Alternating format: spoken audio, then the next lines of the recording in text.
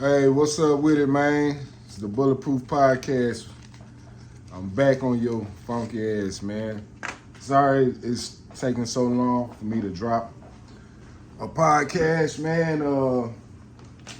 Been feeling a little under the weather lately. I haven't gotten sick in probably like almost like, how old is my son? Last time I got sick, my son was 3 years old, bro. That's the last time I got sick. And nigga, I was all the way out of there, my nigga. This time it wasn't so bad. Only difference was, only thing about being sick this time was that number one, I ain't had no female around to nurse me back to health. You know what I'm saying? You know what I'm saying? Like, being a single man, being sick and having to go to work is different. Which I've been like that mostly my whole life. But most of the time, I always had like a female around or two. You know what I'm saying? But now, you know what I'm saying? Getting sick now, bro. It's a different level to the game when you get sick now, my nigga, and you gotta go to work. And I work overnight, so nigga, I woke up, nigga. I didn't even know I was sick until I woke up, and it was like 12 o'clock at night. And then I'm like, damn, where the fuck I'm gonna go to get some medicine real quick before I go to work? Nigga, I went to the gas station, bro, because I had a sore throat, pause. I had a sore throat, pause. And nigga, they ain't had no cough drops in that bitch, no nothing, bro. I had to get like some peppermint gum and shit and just chew on that all night and just try to get some type of relief that way. Then after I got off of work, I went to Walgreens, read up on some cough drops. And I thought it was gonna be cool after that. And then after I got over the burning sensation over my throat, shit, nigga, I woke up, body was hurting. I was like, oh, fuck. But my throat feeling better though. You know what I'm saying? But I'm like, my body hurt too. I'm like, man, I do not want to go to work. But fuck it, nigga. Thank God I only work 8 hours and I don't really do shit. You know what I'm saying? So, but yeah, man. Nigga, you gotta suffer in silence sometimes, nigga. I'm at work. I was training this young lady, and she was like, "You all right?" And I'm like, "Yeah, I'm all right." I'm sitting there coughing up mucus and shit. I'm like, "Shit, yeah, nigga, I'm all right. I'm good, nigga. Fuck you mean? They gonna keep getting this money? I don't give a fuck if I'm sick. I'm going to work. These bills don't see. Back in the day when you was a kid, bro, that was the best thing about being sick. Is that your mama gonna take care of you real good. She gonna make you some soup. She gonna let you be in the bed all day. You know what I'm saying? She gonna rub some Vicks Vapor Rub on you. You know what I'm saying? She gonna hit your feet with some garlic cloves in the sock. You feel me? Drain out all the motherfucking excess chemicals and shit that's in your body and goddamn air. You know what I'm saying? Like she gonna make you some soup, some comfort food. You get to watch cartoons all motherfucking day. You get sick now as a grown person, as a grown man. Shit, what shit got to do with you getting some money? You better take your bitch ass to work. Thank God I wasn't that sick, man. So shit, I've been doing pretty much better since then. And honestly, I wanted to talk about some different shit. But then I was like, nah, I don't really want to do nothing too heavy. So I don't know. We don't know how this is gonna go, honestly. I wrote down a whole bunch of nigga topics that's kind of popular right now. But deep down inside, I really don't even want to talk about this shit, bro.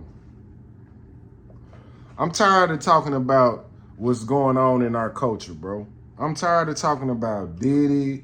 I'm tired of hearing people talk about Diddy.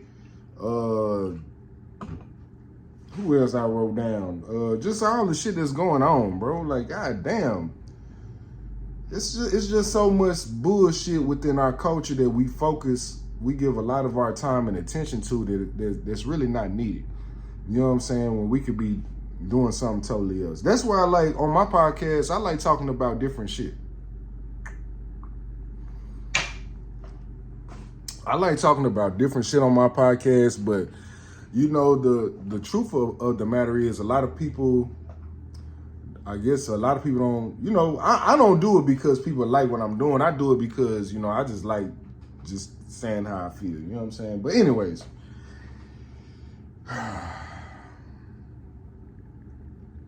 do I want to start this off? I'm gonna start this off with this. I'm gonna start off slow. Keith Lee and these food reviews. Not just Keith Lee, Mr. Chime Time. It's an Asian guy. I forgot his name. I think his name Johnny Dang or something like that. It's an Asian dude. He does it too. It's another black guy with glasses. He be doing food reviews too. I think he from Ohio. It's a whole lot of food reviewers out here that, man, I cannot get enough of their content, man. I cannot. I never would. You could never have told me in a million years that I look forward to a good food review. It could be fast food review. It could be like some shit that I didn't already say. I'm like, I know what you think about it. You understand me? Like, shit, let's compare taste buds looking ass nigga. You know what I'm saying? It's so good. And then too, you know, being from Dallas, Texas, I like seeing how other people eat as well. I like to see what other restaurants and other cities and and not even just other in the U.S. It's another food show that I be watching. It's a dude, he wear a red bandana. It's where he go all around the country, all around the world eating food. I love seeing it. I don't know what it is, man. Something about seeing people doing food reviews, bro. It's just so addicting. I think because everybody can relate to eating. Everybody can relate to that. And everybody's experience with food is different. Everybody's experience with food is different. Just like me. You know what I'm saying? Like, I've been eating Whataburger. I used to love Whataburger. When I moved to McKinney. I never really ate Whataburger. I didn't really start eating Whataburger until I moved to McKinney, because that was like the only place that was open up late night to where you can get food. So I ate a lot of Whataburger when I moved to McKinney. But when I was like in the Grove at the time, we was in the Grove, you know, it was a lot of places that stayed open a little bit later than that, you know what I'm saying? But shit, in McKinney, everything closed down at like 9, 10 o'clock. The only place that's open is Whataburger. And I started like on Whataburger out there. I was like, damn, Whataburger kind of good. Then when I moved to Dallas, I moved back to Dallas. And I was like, bro, Whataburger is trash, my nigga. It's trash, bro. Especially when you eat real good hamburgers. Like, I recently just started eating In-N-Out. In-N-Out is a very great hamburger. Their burgers are way better than Whataburger. Whataburger, after eating a good hamburger, bro, Whataburger's burgers taste like their meat has newspaper in it or something. It's like a mushiness to it. It's like the texture isn't good and it's not seasoned. And the patty is this fucking thick, my nigga. The only thing good about Whataburger, bro, is really like all the stuff they put on the burger. They'll load you up now. They'll load you up with all the fixings, but the meat itself is terrible. Now, I haven't had their chicken. I don't go to Whataburger for chicken. Whataburger can't even do French fries right. Nigga, y'all got the same French fries goddamn McDonald's got. Why McDonald's tastes better than Whataburger? I'm going to be real with you. Burger King tastes better than Whataburger, bro.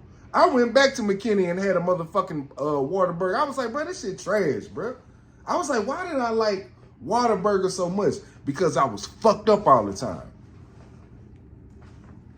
Whataburger is only good as if you super fucked up. But if you really want a good quality hamburger, you gotta go to like fast food places. I would say you have to go Carl's Jr., Burger King. I ain't even gonna lie to you. Arby's. I'm starting to get into the Arby's bag. And the reason why is because of all the food reviews that I've been seeing about Arby's. I never thought about Arby's was good. But I'm seeing a lot of food reviews of like fast food chains.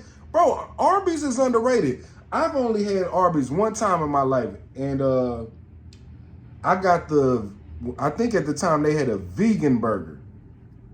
It was delicious. I was like, bro, they fries was good. It tasted like a real burger to me. So, you know what I'm saying? But I haven't had Arby's since then. I would love to go back and try it again. Me personally, I eat a lot of chicken. Like, if I do go out to a restaurant, not a restaurant, but like a fast food place, you know, I get I'll go to Chick-fil-A. Chick-fil-A is always consistent, pretty much, and their customer service is second to none. Popeye's chicken, I don't go there a lot. I've probably been to Popeye's chicken in the last year. I've probably been there twice. I don't really go out to eat a lot, bro. Usually I don't know. I don't really eat fast food a lot. And when I do, I like to get healthy options. Like I like to go to, like sometimes I go to Panda Express. I say probably Panda Express and Chipotle might be the best places that I go to. And even if I do go to a fast food place, I try to get a salad. And then I put my own dressing on it because their ranch is crazy. Now, I will tell you this, though. One place that I do go to a lot is motherfucking Wingstop. I don't give a fuck what that nigga say. I love Wingstop, bro. Wingstop is better than a burger. If I had to choose a fast food restaurant spot that I can only live with, it's gonna be out of goddamn me Pizza Hut and Wingstop. And if I had to choose one, a gun in my head, I'm going Wingstop. Because I can get the wings and I can get the celery and carrots. I ain't gotta eat the fries all the time. They ranch is the best ranch in this world. And they fries are better than any fries that I've ever had. You know what I'm saying? But I just can't eat the fries all the time because they just too fucking heavy. You eat them goddamn fries, boy, you feel like you just loaded down. You feel like you can't move. Nothing. It's like a brick in your stomach, man. So that's what I feel about that. But now the food reviews, I'm super addicted to them on YouTube and TikTok. And even on Instagram. It's a girl on Instagram. I think her name is Sherry's Food. I don't think she has a lot of, I don't know how to pronounce her name. Sherry's Food on Instagram. And she does a lot of, I don't even think she does food. Yeah, she does. I think she eats the food, but she's giving the taste to it. Very beautiful young lady. Y'all check her out on Instagram whenever y'all get a chance. But yeah, I like her too. And I don't think she got a lot of followers on Instagram. Excuse me taking these shots. I've been sick. This vodka is warming up my chest, loosening up all this mucus and things like that. You know what I'm saying? So boom, boom, boom. Now, yeah, now, like I said, I already talked about being sick. But let me say this about being sick, though. Sleep. Sleep is the best cure for sickness. Man, look here, bro. I've been getting some good sleep when I get, only time, when I'm sober, I can only sleep for like maybe 3 hours. Maybe 3 hours. Maybe 4. And sleep for me is kind of like a chore when I'm sober. But boy, when I'm fucked up and when I'm sick and I take me some of that good old NyQuil, sir, out like a light, nigga. Nigga, that is some of the most comfortable sleep. It's amazing. It's amazing. Nigga, the sleep was so good, nigga. I woke up before my alarm, like literally, I always wake up 10. Does anybody else wake up at least 5-10 minutes before their alarm? Like, oh fuck, am I oversleeping? Nigga, when I'm sober, my nigga, real shit, bro. I literally wake up. Not even when just period. Anytime I set my alarm, I always wake up looking at my alarm like, am I oversleeping? Does anybody else do that, or is it just me? Is it, because I know I ain't getting no good sleep. That's why I got to be fucked up for me to go to sleep. I got to be fucked up, fucking good, eating good, for me to get some good sleep, bitch. And I got to take some NyQuil. You know what I'm saying? Put me out like a light. I don't need much. Give me some NyQuil, baby. And some pussy. Shit, you understand me? But that's neither here nor there. I did want to talk about this though. Melissa Ford came out on the Joe Budden podcast and basically Cam and Mace on their podcast was talking about a time when they went to a hoe house and they was fucking with a girl and they was both running train on her. And then Melissa Ford, for some reason, came out of nowhere and said, well, aren't a lot of those girls that's working at the hoe house underaged? And everybody, like, I only seen a clip of it. I ain't see the whole thing. But I was like, what? But and you can hear in the background, everybody's like, whoa, wait a minute, man. Where did this even come from? They talking about when they was in their young rap years and they went to a prostitution house. Nigga, you got legal prostitution houses in Las Vegas. They could have been in Las Vegas getting some pussy. But for a black woman to come out in this heightened sexual assault era that we live in right now, as a black woman that work around black men, and for you to come out after they telling their experience when they was kids to try to put out there in the public view as a black woman that they was having sex with an underage woman, ma'am.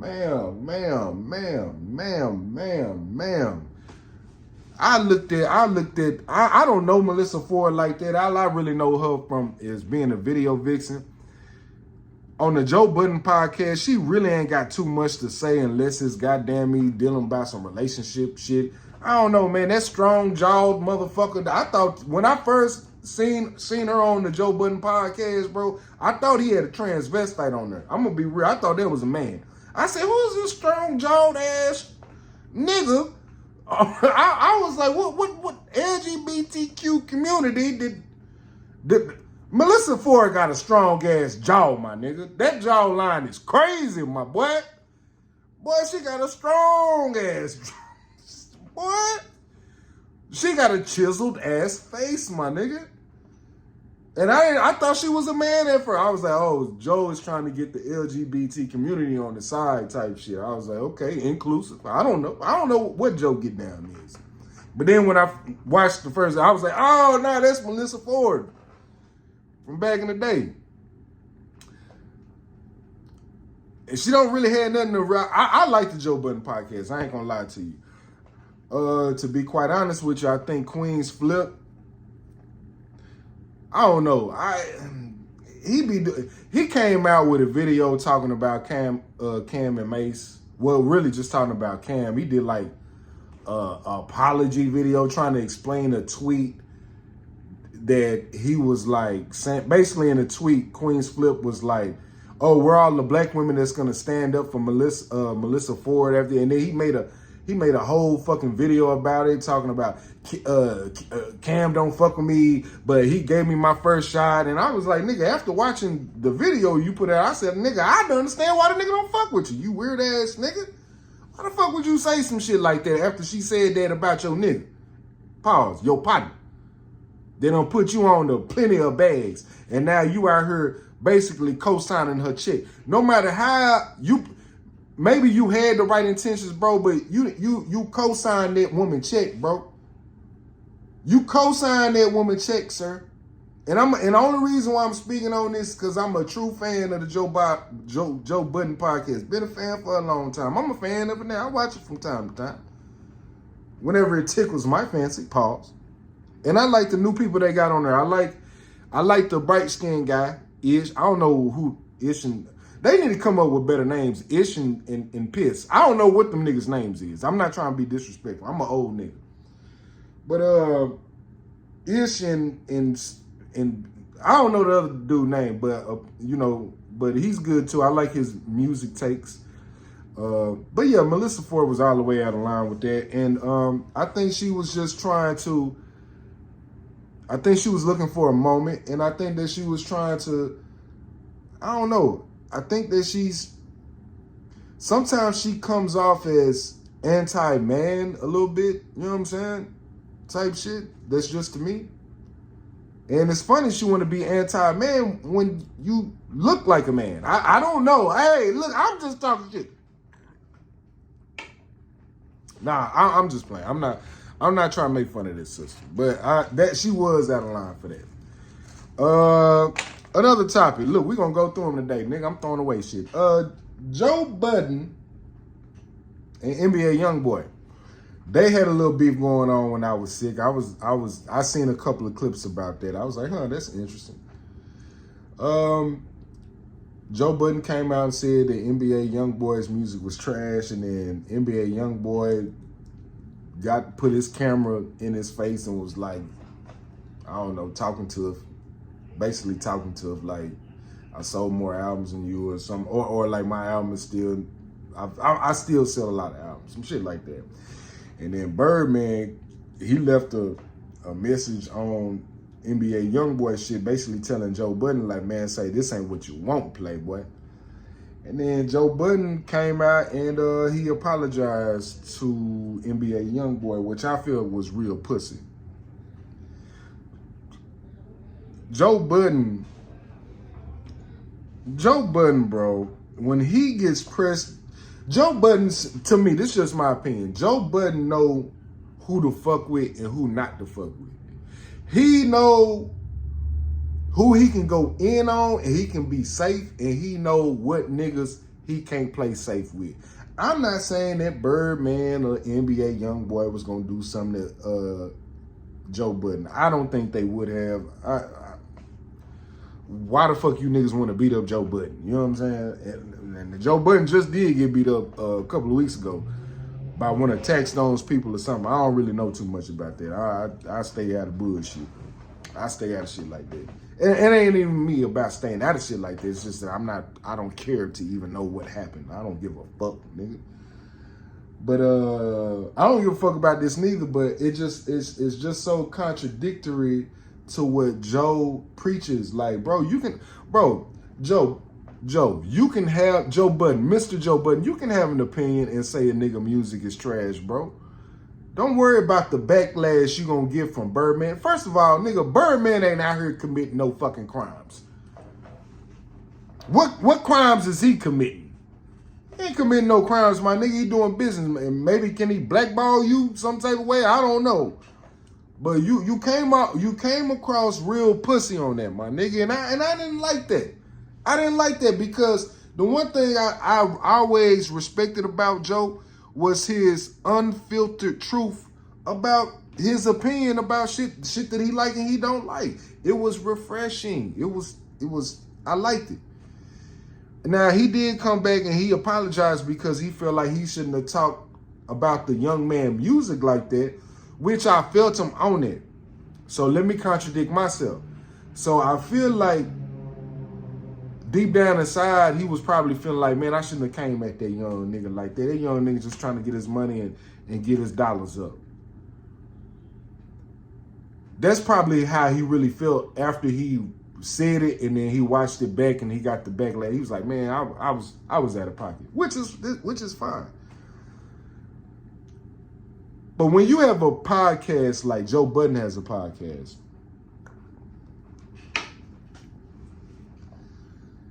what's more important? Is it giving your opinion about how you feel about his music, your unfiltered truth, or is it you not rocking the boat on the other side of the gatekeepers? Because you cannot have your cake and eat it too. You cannot walk that thin line between love and hate. Either some niggas gonna love your opinion or some niggas is gonna hate your opinion. You gotta stand on business, man. Don't come out now and say that, oh yeah, I apologize, that's what's wrong with the gym. No, fuck all that. No, buddy. Keep that same goddamn energy. Let's stop all this bullshit. You could have said you thought his music was trash, bro. Do I think NBA YoungBoy music is trash? Fuck no. I don't know how he got to that opinion. I don't listen to NBA YoungBoy like that, no way. I might listen to a song here and there if it come across my way, if somebody's playing it in a car. I don't go out. I don't listen to rap music like that, period, no fucking way. So I don't judge rap music, you know what I'm saying? I don't judge it because that's not That's not my thing no more. I never wanted to be a nigga that criticized. That's the thing too. Why do black people feel like we have to criticize other black people over the art that they have to create or the art that they want to create? Why do we feel like we should get on camera and be like, oh, this is my opinion about the NBA Youngboy album?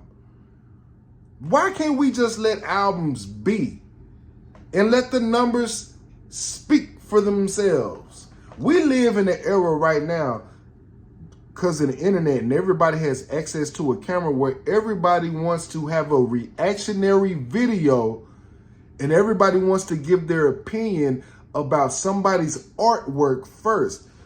This is new territory for artists. This hasn't went on like that. When Mozart was creating his pieces on that piano, who's debating if Mozart is that nigga or not? Who was debating that? Who put it in the papers that was saying Mozart is trash? Let me tell you why this what you call the motherfucking track number 1 on the Mozart album is trash. Wasn't nobody doing that back in the day. Everybody if you was an artist back in the day, you put out your art. If people fuck with it, they fuck with it. If they didn't, they didn't. Look at Basquiat, the painter Basquiat. Basquiat was doing paintings. I think he sold his first painting for $20. No, $200. And now that same painting that he sold for $200 is worth like, what, $2 million? I want to say $2 million. It can't be worth $200 million. I don't know. I'm not a painting person. But right now we live in an era of exclusivity, and whoever got the first take first. That's what's hot. That's what's been going on with First Take, with this whole Von Miller and that whole Josh Giddey thing. People are calling them out, but that's a conversation for another day. I ain't even gonna get into that. But yeah, I just found that interesting about Joe Budden. I'm gonna be real with you, man. I think Joe Budden is super underrated when it comes to how funny he is on this podcast. Joe Budden is fucking hilarious on this podcast. Joe Budden has some interesting takes. But when he's wrong, he is all the way wrong. It's like Joe Budden is either all the way right or he all the way wrong. He ain't no in-between ass nigga. Pause. You know what I'm saying? It's like, it's either one or the other with him. He's not like you know what, let me think about this logically. Like, he's just straight off of emotions. I want to know do they get fucked up before they do their podcast? I would love to know, like, the inner workings. I don't ever see them drinking on camera. So, are they coming into these hot takes sober?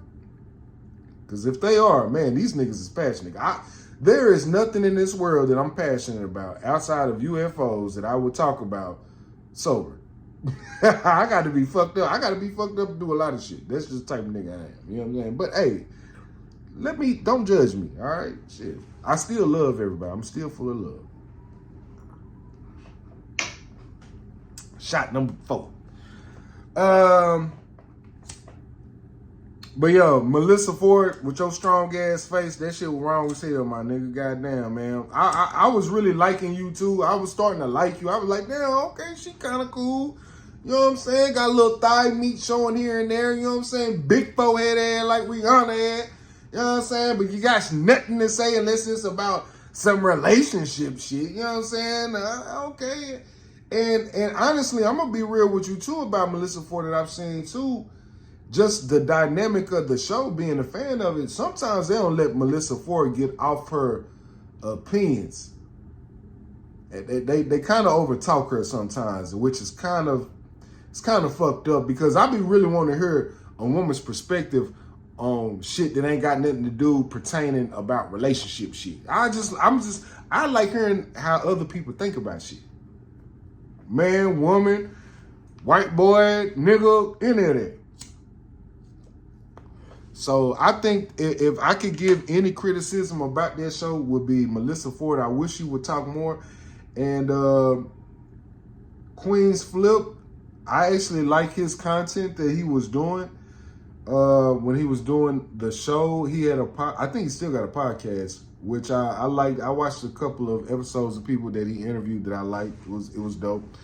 And look, I ain't gonna lie, Queen's Flip might have been the first nigga to really be like doing those skits, like how, like I think a lot of people kind of stole from this nigga style, really, bro, about how to do these skits and shit. I could be wrong. I'm not too aware, but I could be wrong. And doing them with celebrities too. But I like Flip on the show, but you can tell this nigga is real sensitive a lot, bro. He's super sensitive. But I don't know. I love the dynamic of all of them together. Do I think it's gonna last? Knowing Joe Budden's history,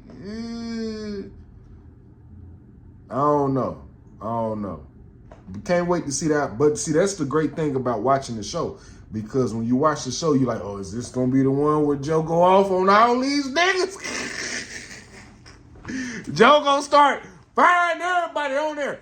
Fuck you, bitch. Fuck you, and fuck all y'all. Suck my dick, lick ass, and I'm out this bitch. Yeah, I'm waiting on that day.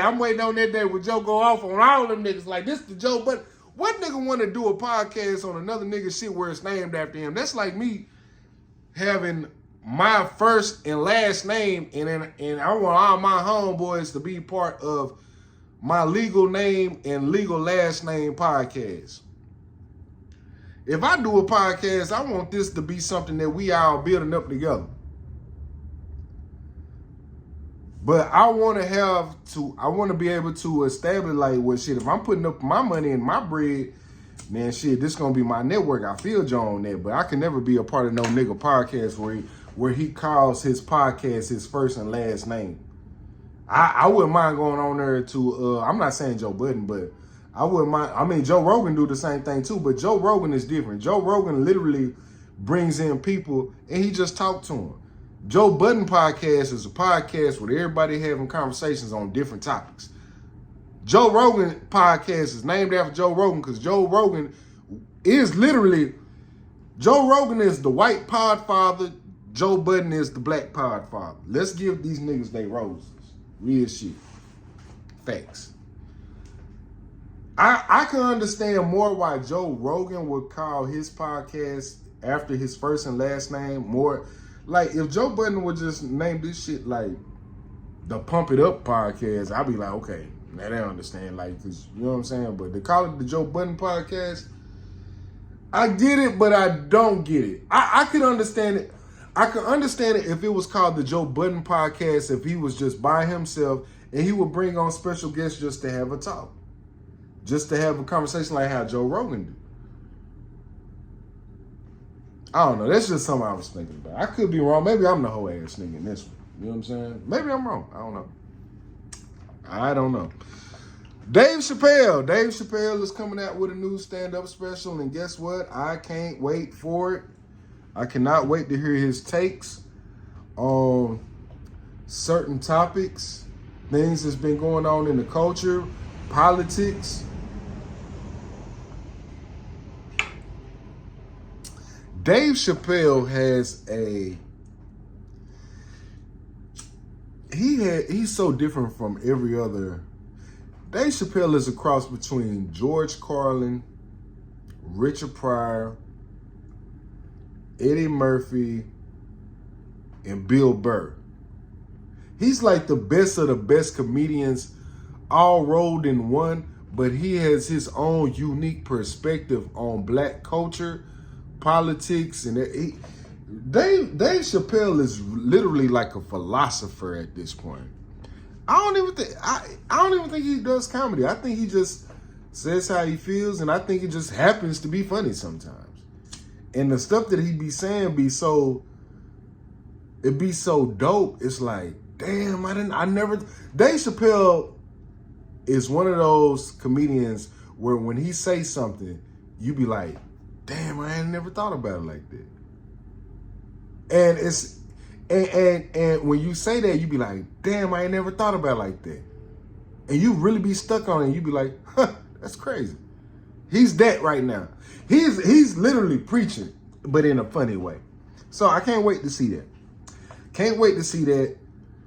And I keep telling people all the time, I think Dave Chappelle is dope. I want Eddie Murphy to do, I think Eddie Murphy needs to do one more stand-up special. I think Eddie Murphy would shut down comedy special. I think he would probably have the highest grossing tour. He would have the highest grossing streams. Eddie Murphy would break the internet if he did a stand-up special for 1 hour. I think he might do one, but I don't think he'll do one. Another motherfucker that would break the internet if he did a stand-up special is Jamie Foxx, especially with everything that he's been going through right now. If Jamie Foxx came out and did a comedy special right now, I think do y'all think it'll do bigger numbers than Dave Chappelle? What numbers y'all think he would be able to touch? I don't know, man. I can't wait to see what Dave Chappelle come out with, but man, it's only, I know I already expect greatness, but I don't know what to expect when Eddie Murphy and Jamie Foxx do a special, because they haven't done one in decades. It's damn near like the Dr. Dre effect. It's like, man, if Dr. Dre drop an album right now, or pronounced that he was going to come out with an album in the year 2024, would that not be the most anticipated album of all time? I mean, the NWA Compton I thought that was a dope album. I thought it was a great album. The NWA Dr. Dre album, I give it an 8. I give it a solid 8. I thought it was a dope album. Is it better than The Chronic 2001 and The Chronic?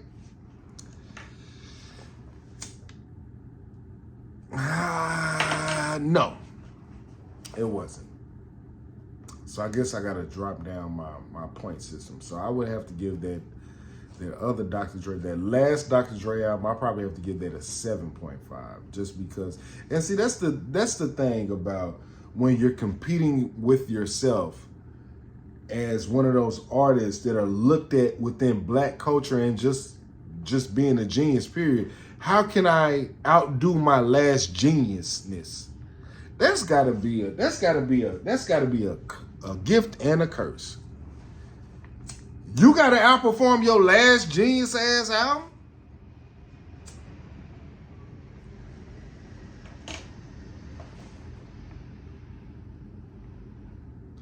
Bro, just imagine being Nas and you gotta outperform Illmatic. You gotta outperform classic albums. Look at Kanye. Kanye had to really experiment with music to outperform his last shit, which okay, so look at this. Kanye West. Just imagine what type of pressure he's probably feeling to come out with it. He can't just make music that he think is good. He has to make music that he think is like, oh, this is where I think music is gonna be from 100 years from now. That's a terrible cross to bear as a musician. That's why I said what I said about Andre 3 Stacks. I think that what Andre 3 Stacks did, I think the Flute album was genius, because I I've already said this. I think he's gonna get a Grammy. I think it's gonna be one of the most sampled albums of all time. Well, I'm gonna say it's gonna be one of the most sampled albums within a 10-year span. Within the next decade, Andre 3 Stacks album is going to be one of the most sampled albums outside of the Isleys.